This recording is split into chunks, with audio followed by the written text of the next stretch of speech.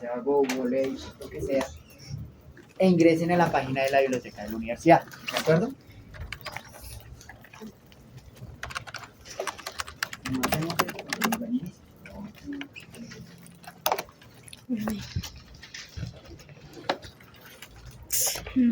Supongo que algunos ya conocen los recursos que se manejan por parte de la biblioteca, que son las bases de datos. Pero independientemente de eso, vamos a ir ingresando a los sitios conforme vamos dando las instrucciones, y la idea que es, primero, explorar los recursos, saber qué es lo que tienen los recursos, cómo están clasificados, y aprender a manejarlos como tal. La segunda parte de esta charla del día de hoy es también cómo reducir los números de búsqueda y hacer que esas búsquedas sean efectivas, que no tengan unos números que no pueden manejar para hacer análisis. ¿Listo? Para el ingreso a las bases de datos les recuerdo que no pueden colocar el arroba Unisalle, solamente colocan el usuario sin el arroba. ¿Listo? Les recuerdo que para ingresar a la biblioteca lo pueden hacer directamente por la página de la Salle, en enlaces rápidos, biblioteca, o en la parte inferior en el banner, ahí aparece el enlace.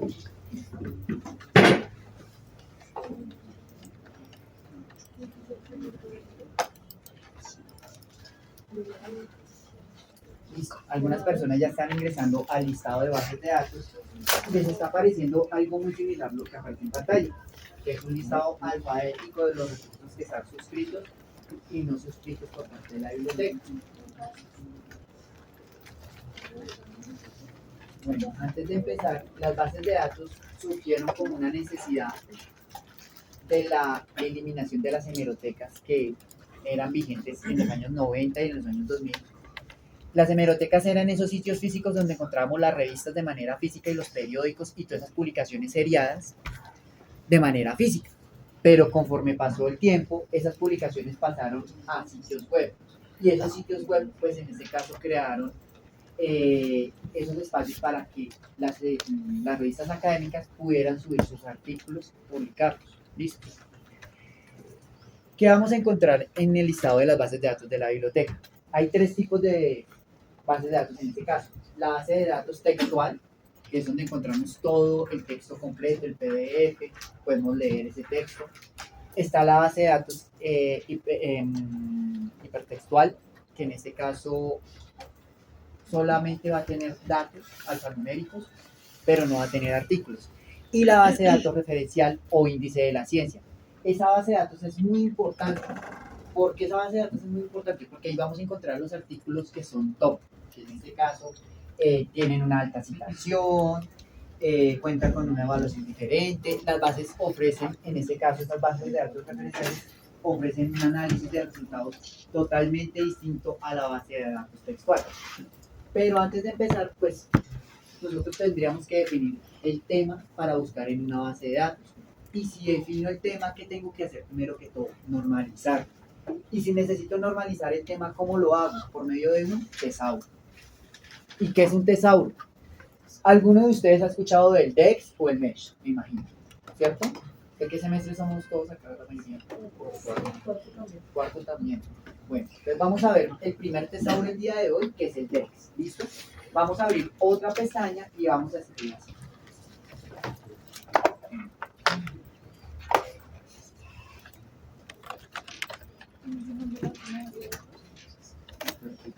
Entonces, este sitio web normaliza los términos. ¿Qué quiere decir normalizar? Es como normalmente aparecerían en las bases de datos o en los textos académicos. Yo tengo, por ejemplo, para este ejemplo, la palabra moquillo. Voy a colocar la palabra moquillo.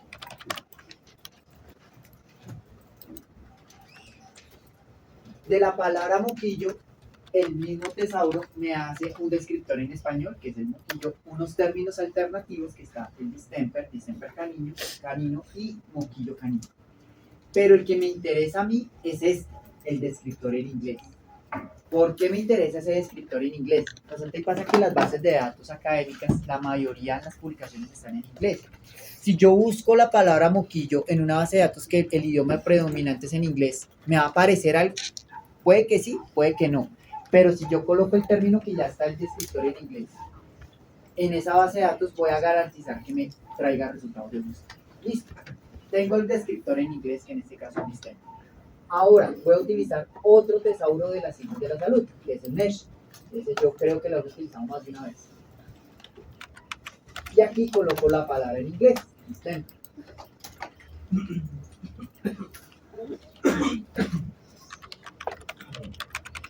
Cuando yo, perdón, voy a devolver un poquito. Ahí me perdí. Si yo coloco en el MESH la palabra, bueno, les voy a deletrear la palabra MESH, M-E-S-H, listo. Yo coloco en el MESH la palabra Distemper. Automáticamente me hace un despliegue de términos que ya están normalizados dentro de este tesauro y que son relacionados a esa palabra, ¿listo? Eso también me ayuda a enriquecer la búsqueda que yo tengo inicial, porque con un solo término me quedo corto o soy ambiguo en la búsqueda. Distemper, pero ¿distemper de qué? Entonces, la idea que es que nosotros ya tengamos un poquito de claridad y enfoquemos la búsqueda. ¿Listo? Supongamos que yo lo voy a dejar así. Palabra distemper. Él como tal me hace una categorización de la palabra distemper desde una parte general hasta la enfermedad en sí. Entonces vemos que pasa por toda esa categorización. Pero aparte, y bueno, obviamente esa categorización tiene una especie de jerarquía, si se dan cuenta. Es una jerarquía. De a partir de esa jerarquía también puedo sacar conclusiones. ¿A qué pertenece realmente esa infección? ¿Qué tipo de infección pertenece a esa enfermedad? Yo puedo enlazar esta búsqueda del MESH al PubMed. ¿Conocen el PubMed? Listo, la mayoría. Yo creo que la utilizaron en algún momento. ¿Cómo enlazo esta búsqueda inicial al PubMed? Hay un cajón de búsqueda en la parte de la derecha. Si ustedes se dan cuenta aquí, hay un cajón. ¿Qué voy a hacer? Voy a seleccionar el término y lo voy a restringir de una vez. ¿Para qué? Para que las lecturas que traiga el PubMed, este tema sea el predominante. Si yo le doy acá, voy a garantizar de que ese major topic o esa temática sea predominante en los resultados de búsqueda. ¿Listo? Jalo al cajón de búsqueda. ¿Cómo jalo? Le doy aquí en Add Search Builder y le doy Search PubMed. Me trajo 1424 resultados, de los cuales esos 1424 resultados, muy juiciosamente yo me voy a poner a leer uno por uno. No, ¿cierto? No, yo no me voy a poner a leer 1424 resultados. Lo que voy a hacer es filtrar la información para que me quede un número entre 10 y 20 resultados y yo poder hacer el análisis. E incluso bajarlo a menos de 10, que sería lo ideal. Pero a veces necesitamos más resultados dependiendo del trabajo. ¿Qué vamos a hacer acá? Hay tres tipos de filtro de información que vamos a aplicar. Está la periodicidad, el tipo de documento y la temática. En todas las bases de datos esos filtros están. Si ustedes van al PubMed, a ScienceDirect, a Taylor, a Sage, a EBSCO, al mismo Realic, a Dialnet, a ¿cuál otro se me olvida así de Open Access? Bueno, hay muchas bases de Open Access que ahorita se me pasan. Todas las bases de datos tienen esas tres opciones: periodicidad, tipología documental y área temática. ¿Listo? Como yo tengo esos filtros ahí, puedo empezar a filtrar la información y reducir ese número. Pero bueno, veamos qué aparece inicialmente en la búsqueda. ¿Qué nos va a mostrar el PubMed? Primero que todo, el nombre de la revista. Después, la fecha de la publicación, aparece el volumen, el año, el número del artículo, el número DOI, que es muy importante. Ese número es importantísimo, es el número de cédula del artículo. Ese número solo ha sido asignado a ese artículo. ¿Listo? Y eso está alojado en una base de datos que se llama Crossref y que también sirve de apoyo para los gestores bibliográficos por medio de los metadatos.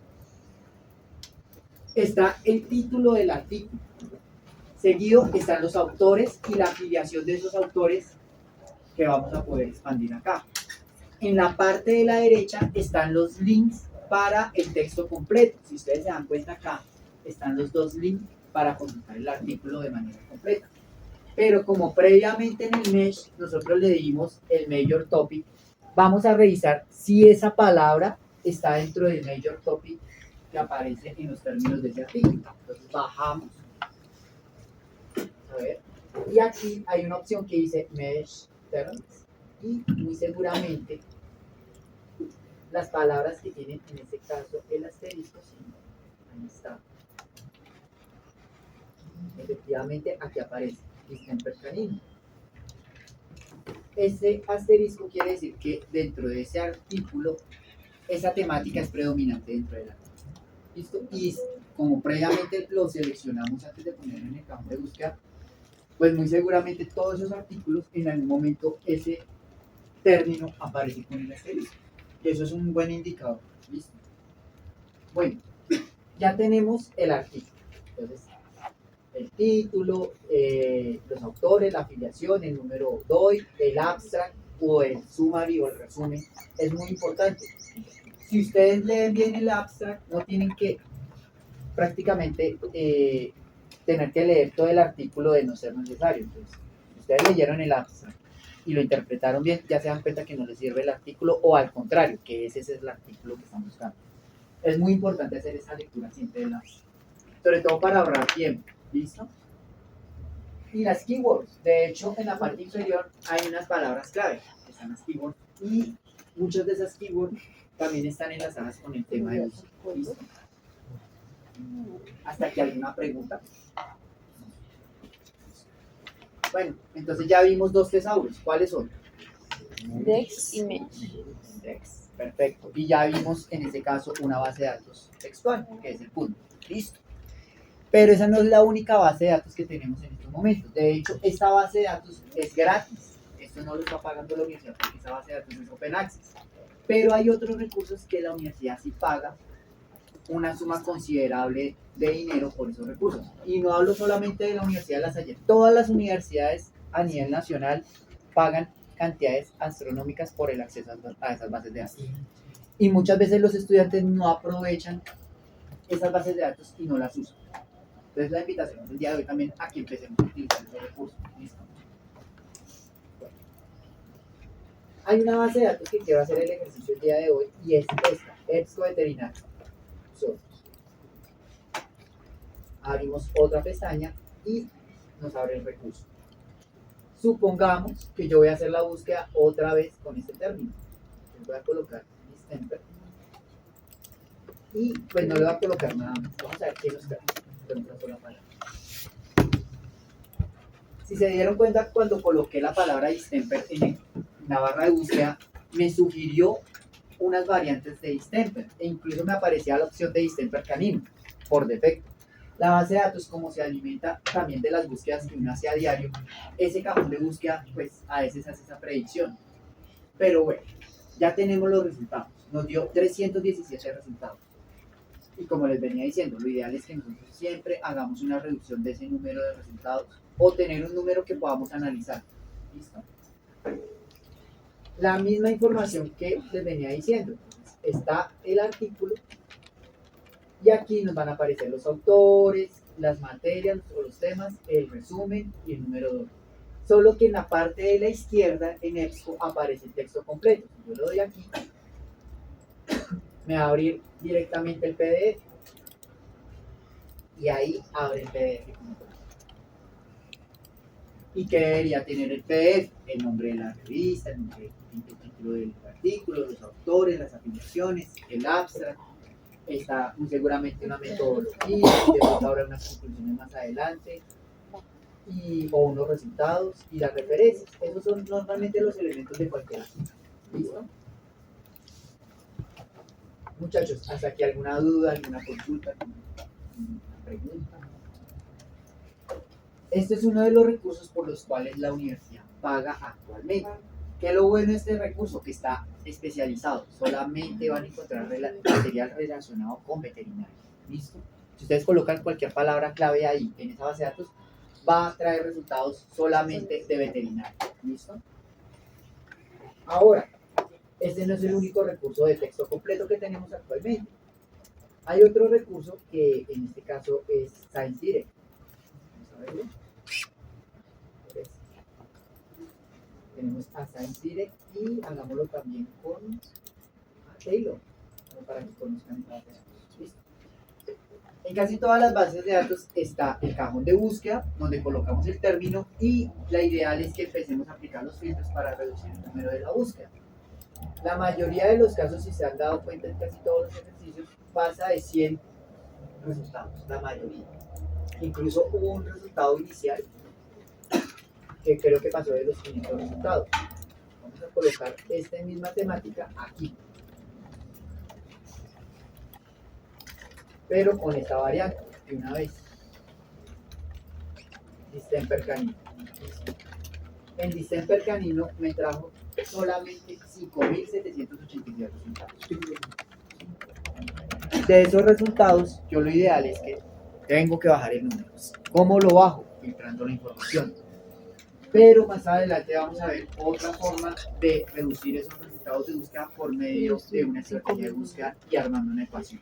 ¿Listo? Que eso lo vamos a ver. Acá, míralos. Miren. La misma información que nos aparece acá la podemos visualizar, pero en estas bases de datos hay otro elemento muy importante. EBSCO, Taylor y ScienceDirect, la mayoría de estas bases de datos cuenta con un sistema para exportar la información y generar de pronto un documento que nos ayude a, por decirlo así, a organizar la información. Por ejemplo, en este formato que vemos acá, que es el de exportación RIS, eso es un formato para metadatos. ¿Ustedes conocen Mendeley?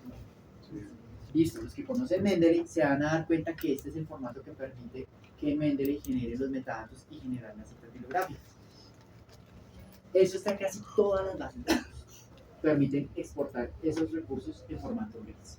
Y esos metadatos son importantísimos precisamente, les va a ahorrar tiempo en el tema de citación.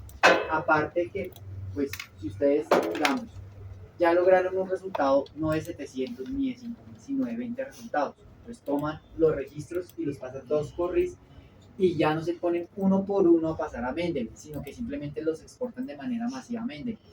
Entonces casi todas las bases de datos cuentan con esa opción. ¿Listo? ¿Qué decíamos? Bueno, en la parte de la izquierda, de 5000 vamos a intentar pasarlo a menos de 100 y se puede. Entonces, digamos que solamente voy a dejar los del 2024, voy a dejar los artículos de revisión y solo creo que está enfocado a veterinario. Y de 5000 pasé a 2 resultados. Así es el uso que se le debería dar normalmente a la base de datos. De 5000 a 2 resultados. Si ustedes saben manejar bien la base de datos, créanme que va a ser su aliada al momento de recuperar información. Y hablo de esa búsqueda masiva de información a veces, que ustedes necesitan en algún momento de pronto recolectar, un ejemplo, 100 artículos. Entonces, esos 100 artículos que sean enfocados a lo que ustedes están necesitando. Si ustedes saben utilizar la base de datos y combinar los resultados de búsqueda o los términos, pues les va a ayudar como tal a hacer una búsqueda mucho más eficaz. ¿Listo?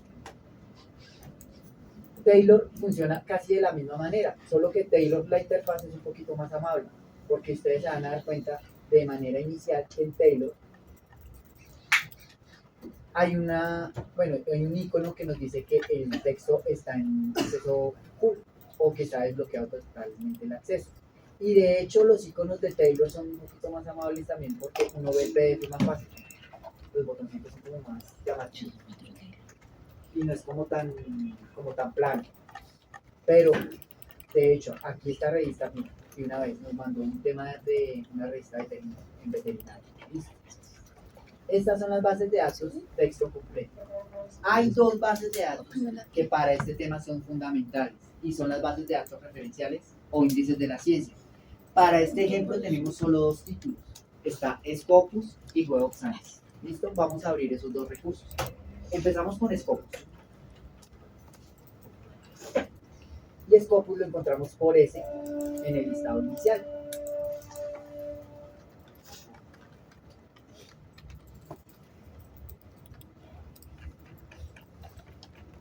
¿Qué tiene Scopus diferente a las otras bases de datos? Que son, en este caso, solo el texto completo. Scopus no ofrece de manera inicial el texto completo. O sea, no te va a dar el artículo completo. No. te va a dar unos botones para buscar el texto completo en otros sitios. Normalmente son los sitios web de las revistas o la base de datos que tiene suscrito el artículo. ¿Listo? Pero eso no es lo importante realmente de la base de datos. Lo que importa en la base de datos son las herramientas de análisis y de filtro de información. Esas herramientas son diferentes porque Scopus, al ser índice de la ciencia, ofrece una información complementaria que no tienen las otras bases de datos. Entonces, les voy a comentar, las revistas académicas tienen una clasificación. En este caso son 4 cuartiles. Cuartil 1, cuartil 2, cuartil 3. Listo. Estos cuartiles están divididos cada uno por 25.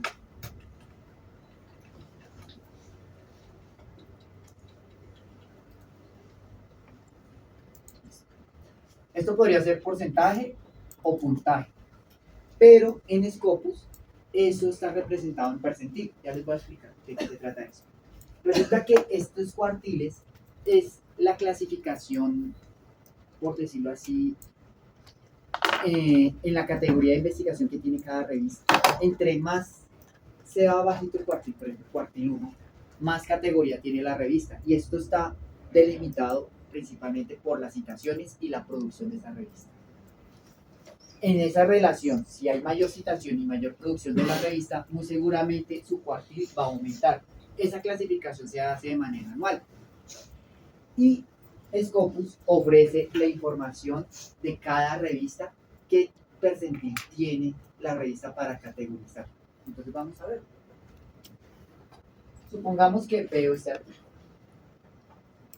Está el nombre de la revista, el volumen, el año, el título, pero hay un detalle que no tienen las otras bases de datos. Y es... Es que creo que el artículo original. Porque esa es una corrección. Exacto.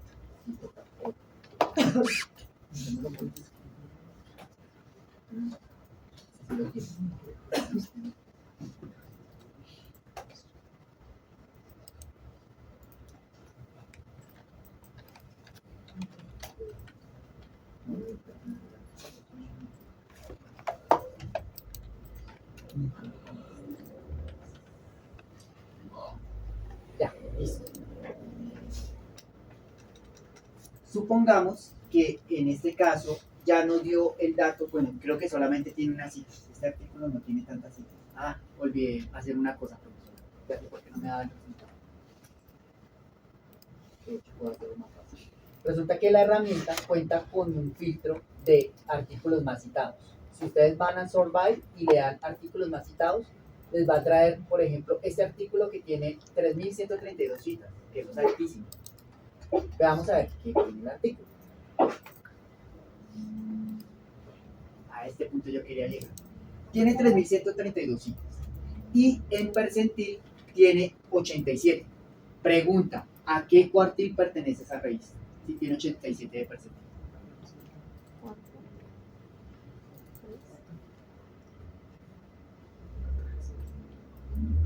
Bueno, teniendo en cuenta que de aquí hay 50, 75.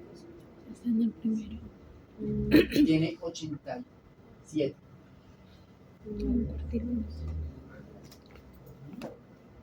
¿Pertenece al 2 o al 1? Pertenece al 1 porque ya la sumatoria está sobre este número.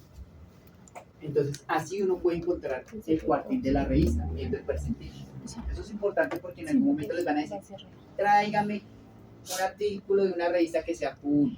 Y ustedes ya van a poder ubicar esa información, porque ya saben dónde está el percentil. Pero esa no es la única herramienta que ofrece esta información. Hay otra base de datos que se llama Web of Science, que también tenemos suscrita, y es un índice de la ciencia, y también da esa información, y también hace todo este análisis. Bueno, pero ya vamos a ver esa base de datos.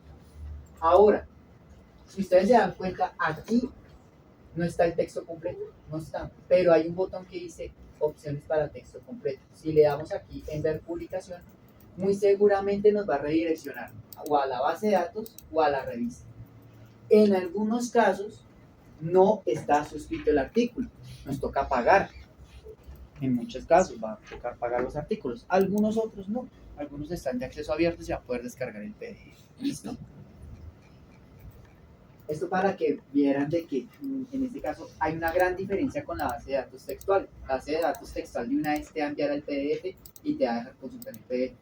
Aquí no, pero te ofrece una información totalmente distinta, una información que está altamente citada, que de hecho llegar a estos sitios web, un artículo que llegue a uno de estos sitios web es tremendamente difícil, no es un proceso de meses, es de años para que llegue ahí.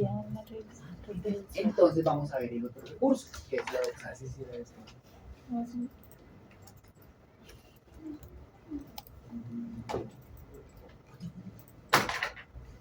Bueno, el recurso que vimos anteriormente pertenece a una empresa que se llama Elsevier. Scopus pertenece a Elsevier, lo mismo que Science Direct, lo mismo que Mendeley. Es un conglomerado bastante grande y podríamos decir que tienen el monopolio de la información académica. En estos momentos ellos tienen el monopolio. Por eso, las revistas más importantes a nivel académico, muy seguramente esas revistas tienen sus artículos indexados en Scopus. Y pues, un poquito de monopolio, ¿sí? Esta otra base de datos pertenece a una empresa que se llama Clarivate. Entonces, ellos hacen muy parecido el ejercicio con Scopus. Solo que aquí, pues, la visualización de la información cambia un poquito por la interfaz. Es una interfaz un poco más amable, para mí es un poquito más amable.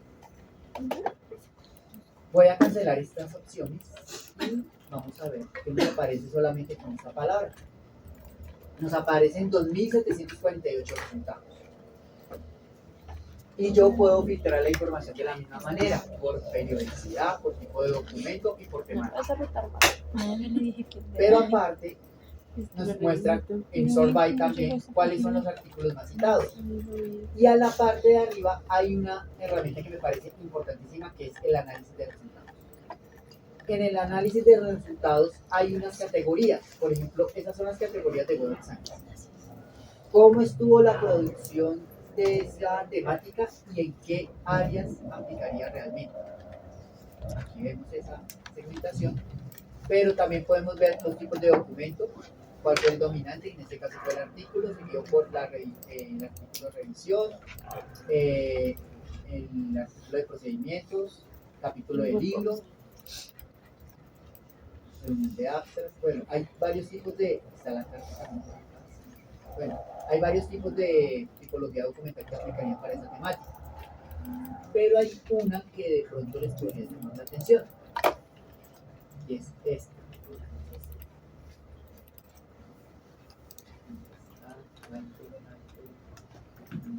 Publication titles. Son las revistas que están produciendo artículos relacionados a esa área temática que acabamos de colocar. Porque es importante saber las revistas que están publicando sobre esa temática. Porque uno muy seguramente, si estuviera en proceso de producción de un artículo, lo que le interesa es saber quién es la autoría sobre esa temática y a dónde podría yo enviar mi artículo para una publicación.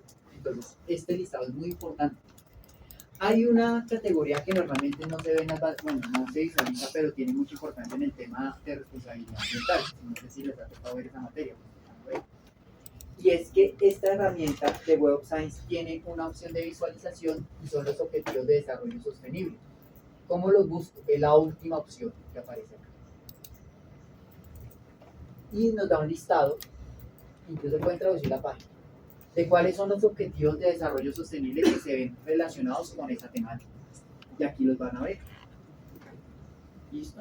Entonces, para que empiecen a explorar esta herramienta y vean qué es lo que les puede ofrecer para ver el panorama inicial de la temática que van a empezar a buscar o a investigar. ¿Listo?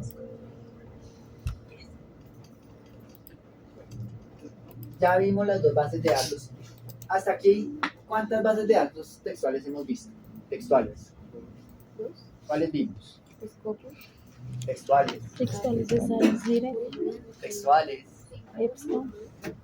Diego, les podría repetir los tres tipos de significa texto y pretextual para que ellos. Listo, Los entonces, tres tipos otra vez. habíamos dicho, en los tipos de bases de datos tenemos la textual, la hipertextual De hecho, la hipertextual no la vamos a ver el día de hoy porque pues, realmente esa base de datos está más enfocada al tema de negocios y economía. Ahí esa base se llama ENIS y ahí van a poder encontrar por razón social los estados financieros de cada empresa. ¿Listo? Eso está alimentado por la superintendencia. Entonces, es una base de datos que está más enfocada al tema de negocios. Bueno, eso es una base de datos hipertextual. Y la de referencia o índice de la ciencia.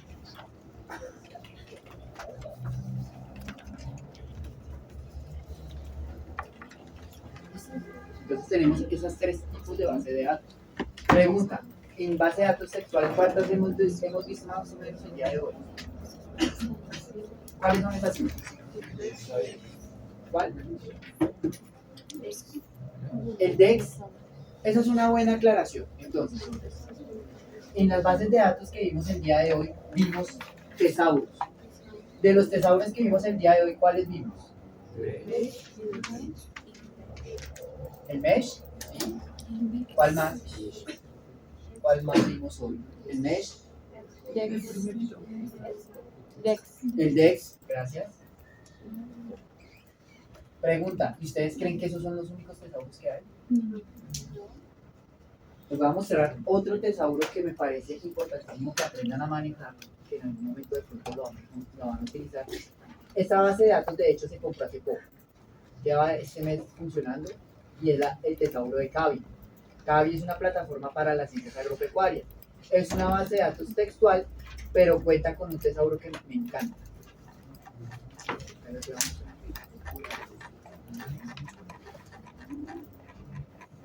Se llama Cavi Tesauros.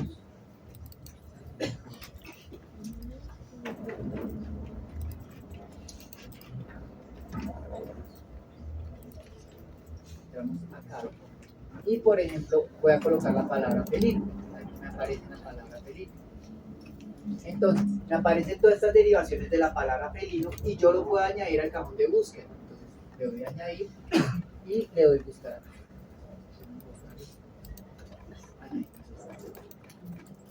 Si yo le doy acá, él me redirecciona a la base de datos que se llama Cavi Digital Library. Y aquí podemos seleccionar esa información y decir, hey, solamente tráeme lo que tenemos acceso. Ahora sí nos van a aparecer los documentos completos. ¿De como en terceras? Arriba en C. Abajo. Bueno, Hay biblioteca. esta es una base de datos que tiene de todo un poquito. Tiene ciencias agrícolas, que en este caso tendría temas de agronomía, ingeniería agrícola, el tema de producción de pronto en agroforestal, en frutales. Bueno, van a encontrar varias temáticas que están más enfocadas en el tema agrícola, pero también van a encontrar temas de nutrición de pronto. Ahí van a encontrar cositas de pronto de nutrición, uno que otro tema de veterinaria. Entonces, sobre todo por el tesauro. El tesauro es una muy buena herramienta de esa base de datos, porque independientemente de lo que ustedes estén buscando, a veces ustedes se quedan cortos de términos. Al tener esta ramificación de términos que ofrece el tesauro, ustedes pueden ampliar la búsqueda. E incluso cuando ustedes hacen la consulta de los artículos, en la parte de referencias, a veces esas mismas referencias los llevan a otros artículos que complementan su búsqueda. Muchas veces solo encontramos un artículo y le decimos al profesor, profe, no encontré información, pero no se tomaron la molestia de ver las referencias del artículo inicial y desde las referencias del artículo inicial empezar a hacer la búsqueda. Entonces, muchas veces la información está ahí desde el primer documento que encontramos. ¿Listo? Bueno, entonces teníamos un tercer tesauro, que en este caso es el de Cavi.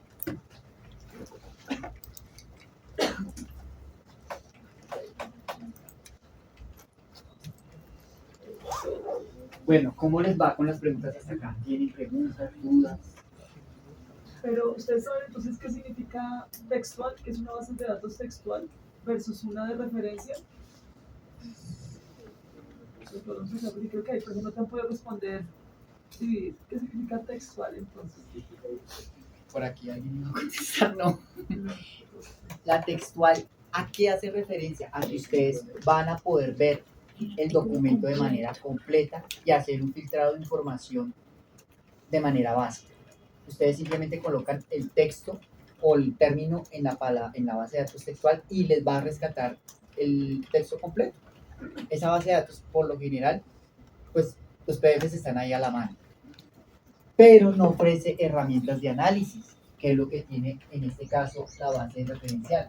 La base de datos referencial cuenta con herramientas de análisis en cuanto al tema de las citaciones, en cuanto al tema de la producción. Ofrece más herramientas, a pesar de que inicialmente no está el texto completo. Pero en ningún momento esa base de datos referencial puede ser más importante que la textual, sí, claro. Porque ahí van a encontrar la información que está en estos momentos en auge. Que en la comunidad dicen, se está hablando sobre tal tema y el artículo ya está en Scopus. Entonces, muy seguramente esa información está escalando, se está citando, está teniendo alta citación. Y cuando un artículo tiene alta citación también es un buen indicador. Es un muy buen indicador la citación. A veces no tanto, pero la mayoría de los casos la citación es un muy buen indicador. Primero de calidad, es un indicador de calidad. ¿Qué más nos ofrece la base de datos? La información de la revista. ¿Y a qué hacemos referencia a la información de la revista? Que yo lo acabo de explicar. ¿Qué información da de la revista que tiene la base de datos referencial? Exacto, los cuartiles. Si ustedes van a otra base de datos textual, no les ofrece información de la revista en el tema de los cuartiles. No se la da, pero, por ejemplo, Scopus la da. Web of Science también la da. Creo que, de hecho, si nosotros vamos a Web of Science, vamos a pasar otra vez la página en inglés. Yo les recomiendo que siempre hagan la búsqueda, o sea, mantengan la página en inglés siempre.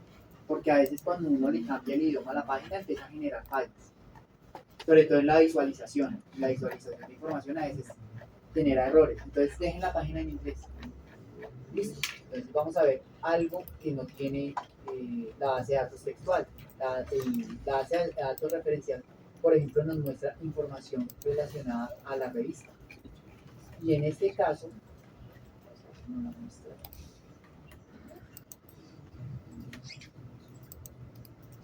Efectivo, listo. Resulta y pasa de que esta revista pues tiene un factor, si eso es un factor de impacto, no, un lugar de impacto factor, es como un factor de impacto. Y aparte nos muestra los cuartiles de una vez, ya no toca hacer el tema del percentil. El de una vez nos dice, esto está en el cuartil 2, en esta temática o en esta. Que eso es una herramienta muy buena cuando ustedes les piden. En algún momento los docentes les van a decir, solamente tráigame artículos de Q1 y Q2. En el filtro de información a veces les piden eso. Tráigame solamente artículos que sean de Q1 y Q2. Y resulta que el artículo no tiene el cuartil. El que tiene el cuartil es la revista. Entonces siempre tienen que verificar eso. ¿Listo? No se vayan a confundir. El artículo no tiene cuartil. El que tiene el cuartil es la revista. Aquí ya podrían verificar. ¿Listo?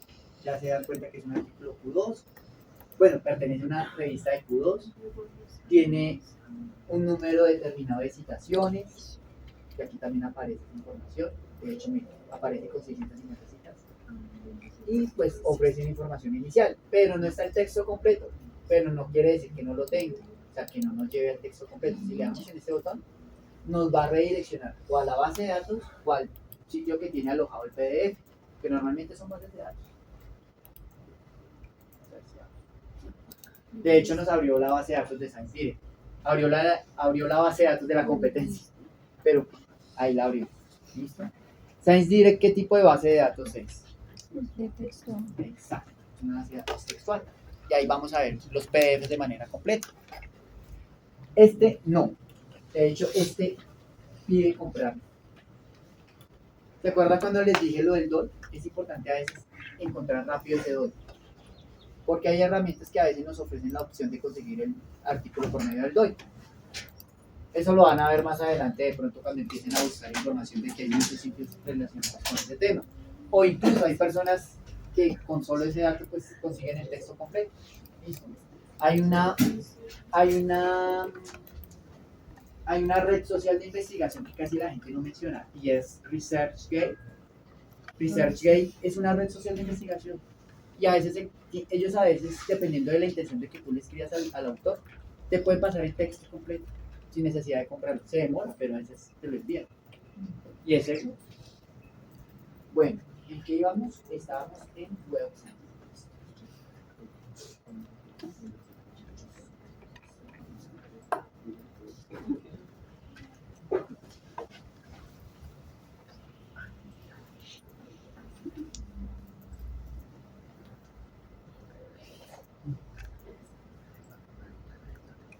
Bueno, vamos a adelantar un poquito la sesión porque pues no,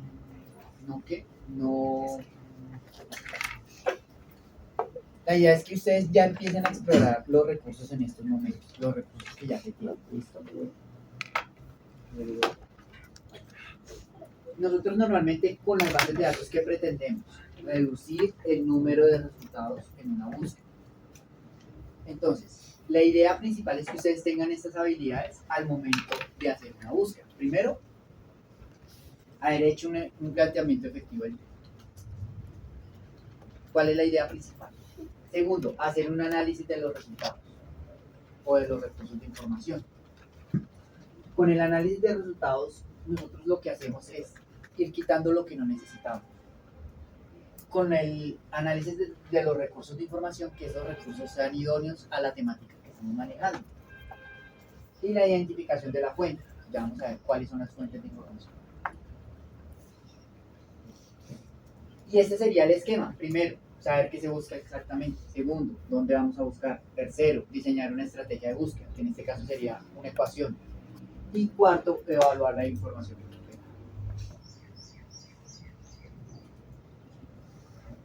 Estas son las fuentes de información. Anteriormente yo les había mencionado que las hemerotecas pues tenían las revistas de manera física. Y todavía usamos los libros de manera física. Si ustedes se ponen a leer un PDF más de 2 horas, el cansancio visual es tenaz. Ya la tercera uno dice, ya no quiero leer más. Pero si ustedes lo hacen con un libro físico es totalmente distinto. El libro físico te puedes dar una lectura más constante y no te cansas tan rápido. Bueno, están los libros, las revistas, los diarios, las cartas, los manuscritos, los discursos, las leyes, los videos. Estas son las fuentes primarias. ¿Qué son las fuentes secundarias? Anteriormente había algo llamado enciclopedia. Entonces, en las enciclopedias agrupábamos toda esa información de tal manera que la consulta fuera más fácil. Entonces se creó esta fuente secundaria, que fueron las enciclopedias, las antologías, los directorios. Anteriormente había un libro así de gordo para los números telefónicos, y eso era el directorio. Entonces, eso era una fuente secundaria como tal. Y la fuente terciaria, que están las bibliografías, los catálogos de biblioteca. De hecho, el catálogo que tenemos acá podría considerarse que es una fuente terciaria. El mismo Web of Science podría ser una fuente terciaria perfectamente de información. Las listas de lectura y los artículos de prensa. Listo. Ya vimos los tesauros. ¿Cuántos vimos hoy? 3, ¿cierto? Yo les dije que había más tesauros y sí, tesauros. Hay uno que a mí me llama mucho la atención. Es muy general. Coge todas las áreas del conocimiento y ese es el tesauro de la UNESCO. Pero yo tengo una pregunta, pero como tal, ¿qué son los tesauros? Los tesauros son sitios web que agrupan la terminología y como tal la normalizan. La normalizan para que al momento en que nosotros pongamos los términos en las bases de datos, la búsqueda sea efectiva. Muchas veces con el lenguaje natural cometemos el error de colocar como a nosotros nos suena. Por ejemplo, no sé si a ustedes les ha pasado, sobre todo a las personas que están en zona rural, que llaman a cierto mal con un nombre muy común, muy tradicional de esa zona. Que el ganado se apestó y uno, pero ¿cómo así que se apestó? Pero ellos saben tal cual la sintomatología de eso. Se la saben de memoria, pero no saben el nombre técnico de la enfermedad, no lo saben.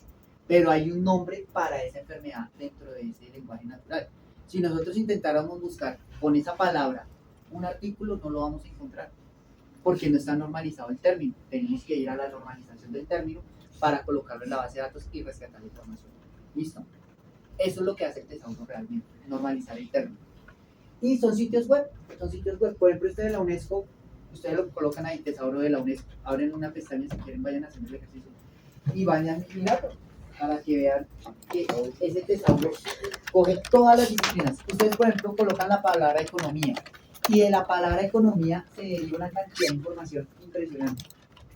Entonces, ¿por qué les explico ese tema del tesauro de la UNESCO? Porque hay cosas o términos que ustedes van a tener que incluir dentro de su búsqueda que no necesariamente son de veterinaria, pero que van a necesitar incluir en la búsqueda, pues porque afecta a esa temática que están buscando. Entonces, es bueno que hagan esa normalización de términos.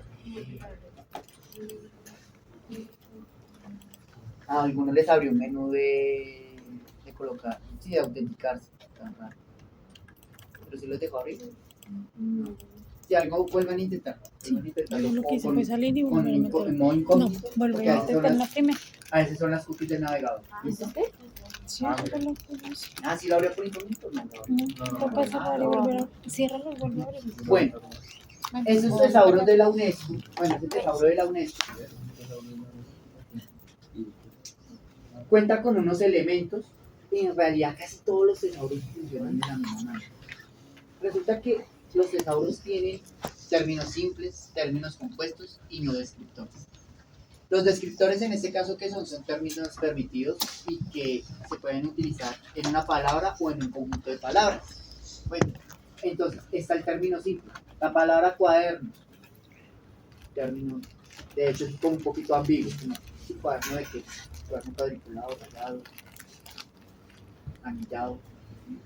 Bueno, es un término muy general, un término simple. Pero está el término compuesto, que está el sustantivo y el adjetivo.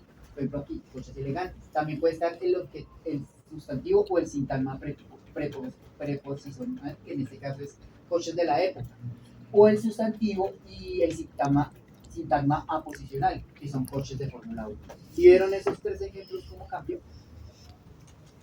Y esto también lo pueden ver en un tesauro. En un tesauro puede pasar esta misma situación. En este caso, los no descriptores son los términos que no van a estar incluidos en los tesauros. Bueno, en el de la UNESCO hay una estructura en cuanto a símbolos y en cuanto a relaciones. A veces en el de CABI también lo he visto.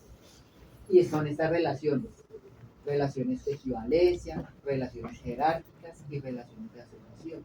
En este caso, la equivalencia quiere decir que esta misma palabra, carro y automóvil, es lo mismo. Ya. Entonces es una relación de equivalencia. Está la relación de jerarquía, que está el producto lácteo y el producto lácteo como tal, que es el yogur. ¿Listo? Entonces está ese teje y el término específico que sería el yogur. Y la relación de asociación, está la administración, que es un término relacionado, y su término relacionado en este caso, o que está enlazado, es cargos municipales. Estos símbolos dentro del tesauro de la UNESCO son muy comunes, por ejemplo, en el término general, término específico, término relacionado, utilizado por microtesauro y no de alcance. Aquí vemos algunos ejemplos. Están los conceptos relacionados, está la nota de alcance, está el concepto específico. Este tesauro de la UNESCO en algún momento fue la base para que muchas entidades, sobre todo gubernamentales, crearan sus propios tesauros. O, por ejemplo, asociaciones, por ejemplo, los ingenieros, las personas que se dedican a una actividad muy específica, por ejemplo, el tema de conservación, los de arquitectura. Entonces, ellos necesitaban reunir todos esos términos y han creado tesauros para esas disciplinas. Pero el modelo, muchas veces se basaron en ese modelo. Ahora con el mesh, ¿se acuerdan cuando les dije lo de la relación jerárquica? Esto es una explicación un poco más suave, más fácil. Y es, de un término general, pasamos a un órgano, que es un órgano sensorial. ¿Y cuál es ese órgano sensorial? En este caso, sería la oreja, pero en realidad hay tres tipos de oído en esa composición. El oído externo, el oído medio y el oído interno. Si yo buscara eso en el mesh y le diera más, seguramente dentro del oído externo saldría más derivación. ¿Listo? Y está en el tema de los términos, que yo les había mencionado, que con este asterisco se le daba una, ¿cómo se le dice eso? Muy seguramente esa palabra iba a ser predominante dentro del artículo. Ahora, paro acá. Si están desconcentrados con el celular, paremos un momentico y necesito que presten atención ahí porque es que esto es importante. ¿Listo? Resulta y pasa que estos son los tres operadores. Está el AND, el OR y el NOT. ¿Para qué sirve el AND? El AND para términos distintos. Tenemos educación y desarrollo sostenible. ¿Son iguales? No, son distintos, pero los vamos a poder agrupar con ese operador. Tenemos el OR, que en este caso es desarrollo sostenible y está en inglés y está en español, pero es el mismo desarrollo sostenible. Y necesitamos agruparlo en la búsqueda, que nos traiga desarrollo sostenible en español e en inglés, el operador OR. Y el NOT, desarrollo sostenible, pero no quiero que me traiga educación. Entonces yo coloco antes de educación la palabra NOT para, en este caso, excluir de la ecuación. ¿Listo? Entonces, aquí tenemos un ejemplo con el buscador inicial de la... Este es el metabuscador de la biblioteca. Pues, o el de EBSCO. El de EBSCO también tiene esta función. Si ustedes van a la búsqueda inicial de EBSCO, cuando ya le dan el término, hay una opción de con más crear una fila para introducir en este caso el operador, que sería AND. Entonces ahí lo hicimos con educación y desarrollo sostenible. Y nos salieron 42.795 resultados en esta ocasión. Muy seguramente ahorita ya cambió ese número porque las bases de datos se van a actualizar. Del operador booleano OR. Lo hicimos con Scopus. Entonces colocamos otra filita en Scopus. Aquí esta opción que dice Add Search Field, o sea, añadir una barra de búsqueda, nos da la opción del operador OR. Colocamos desarrollo sostenible y la palabra en inglés. Y nos arrojó 343.218 resultados. Y este lo hicimos con Web of Science. En este caso queríamos traer desarrollo sostenible, pero discriminar, en este caso, educación. Nos salieron 340.362 resultados. ¿Listo? ¿Por qué les muestro los resultados? Para que se den cuenta que la operación sí funciona. Pero ahora es de ustedes empezar a utilizar los recursos. Ya deben de tener una temática determinada si los van a poner en hacer en algún momento ese ejercicio de recolectar información y ensaye. Esto solo se aprende, el manejo de estas herramientas solo funciona cuando uno se apropia de la herramienta y empieza a ensayar. Del resto uno no va a aprender a manejar la herramienta si uno no empieza a ensayar. ¿Y cómo ensaya? Cuando uno le dejan la tarea o el trabajito, no quiera buscar información, tómese la molestia de ingresar al listado de bases de datos y empezar a buscar las bases de datos que son idóneas para la búsqueda. No llegar con un artículo X, sino algo bueno, algo que, por ejemplo, está que tiene hartas citas. Esto va a hablar también del trabajo que ustedes están haciendo. Bueno, aquí voy a hacer una pequeña pausa. En los últimos años hubo un boom, bueno, hace como 2-3 años hubo un boom con el tema de inteligencia artificial. Y pues eso ahorró mucho tiempo, sobre todo cuando uno no quiere escribir, ¿no? Entonces, les voy a decir una cosa. Hay un problema con esos temas. Y es que no todo lo que brilla es oro. Y les vamos a explicar por qué.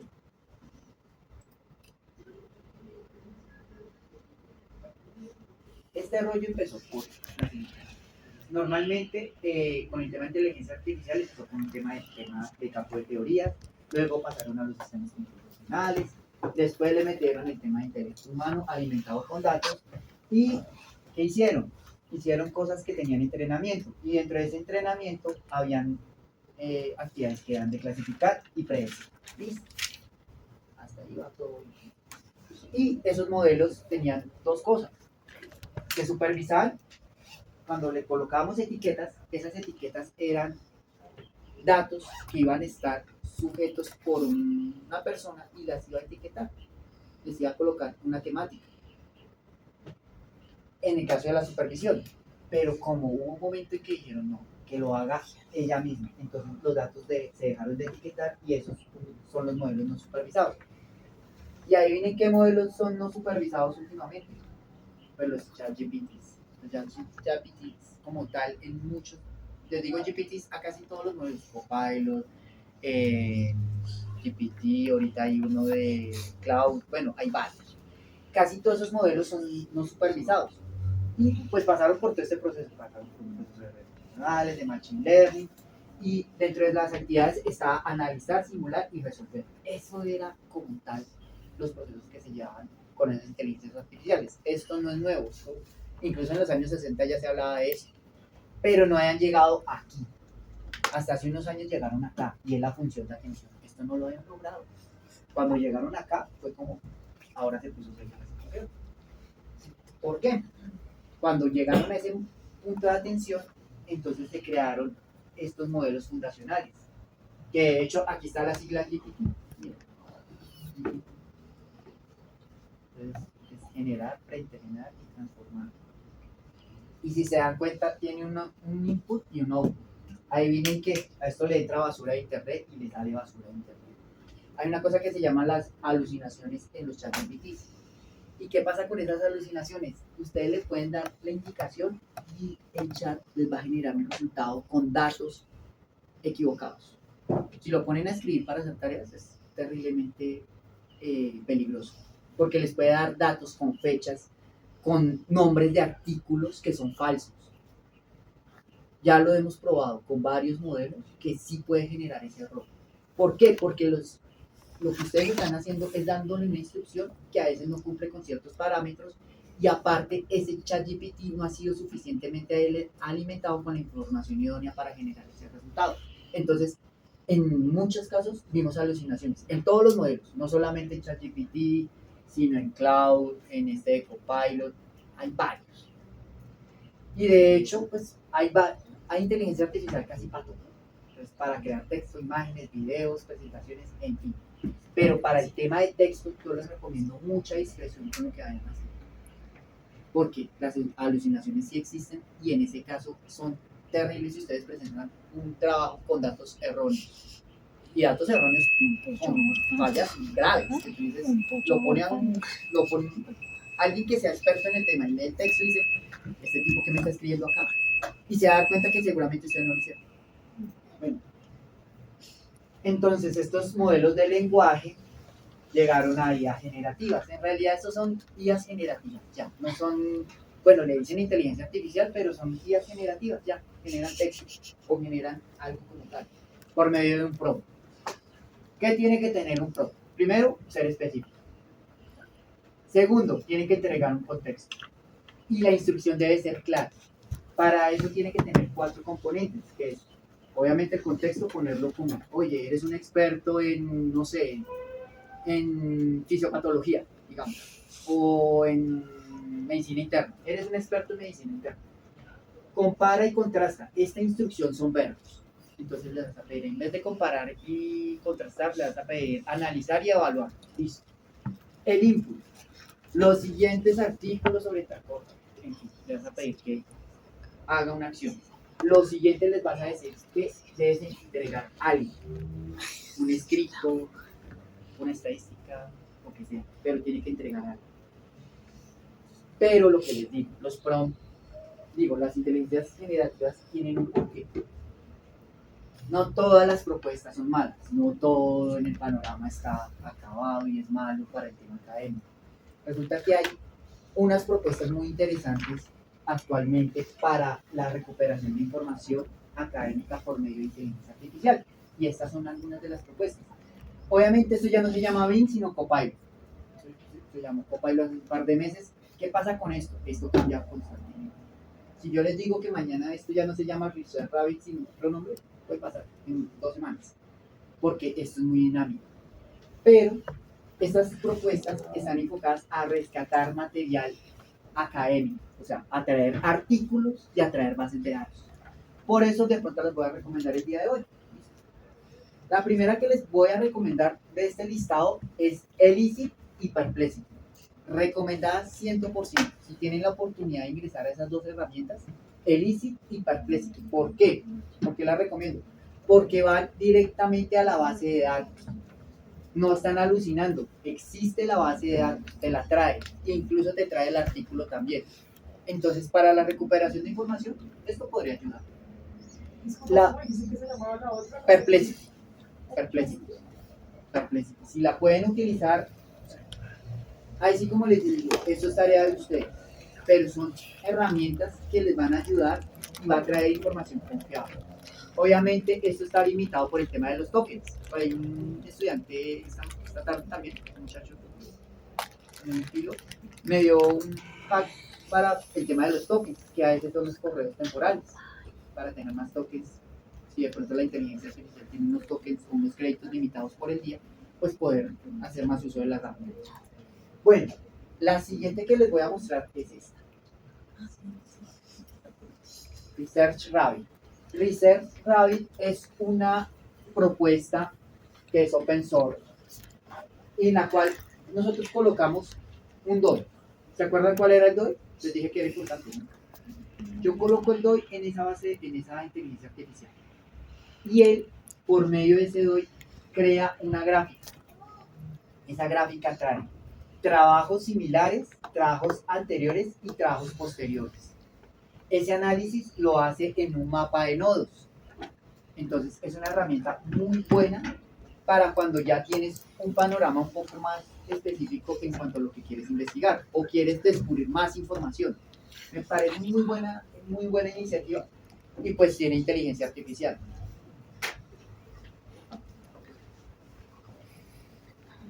Dentro de esa inteligencia artificial que les acabo de mostrar, uno puede crear colecciones. Entonces uno va creando colecciones, puede ir añadiendo más DOIs o más documentos. Y pues es viable para, sobre todo, hacer un análisis preliminar.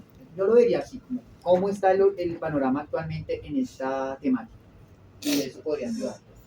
Esta herramienta yo le digo la del perezoso para la lectura del PDF, pero le digo perezoso porque hay cosas que tú no entiendes de pronto una tabla en un artículo. Hay una tabla que no la entendí, o sea, la leíste y realmente no leíste con el chiste.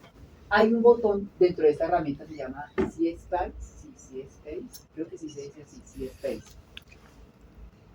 La herramienta, tú le das seleccionar como un screenshot y te explica la tabla, te la explica. Entonces, aparte de la explicación de la tabla, tiene unas 14 preguntas por defecto que le puedes hacer al PDF.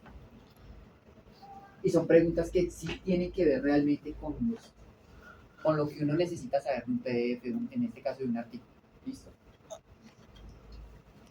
Está Elicit, que es muy parecida a Perplexity. Elicit también cuenta con un número de créditos limitado, pero también te va a traer los papers, te va a traer solamente papers. No te va, mira, la idea de esta explicación es no acudan a las inteligencias artificiales para escribir documentos. Escriban ustedes, hagan ese ejercicio. Eso es muy importante escribir. Pero para la recolección de información sí se pueden ayudar de eso, que realmente es importante recolectar artículos o bases de datos que sean importantes. Esta base de datos también recupera esa información académica y hace un análisis adicional de pronto de los PDF que se colocan ahí. De hecho, hace búsqueda y evalúa investigaciones. Entonces, tiene de todo. Es una muy buena base, pero toca cambiarla. Yo sé que hasta acá hay varias preguntas. Preguntas, no todos al mismo tiempo. No, es que si tú les podías comentar de la base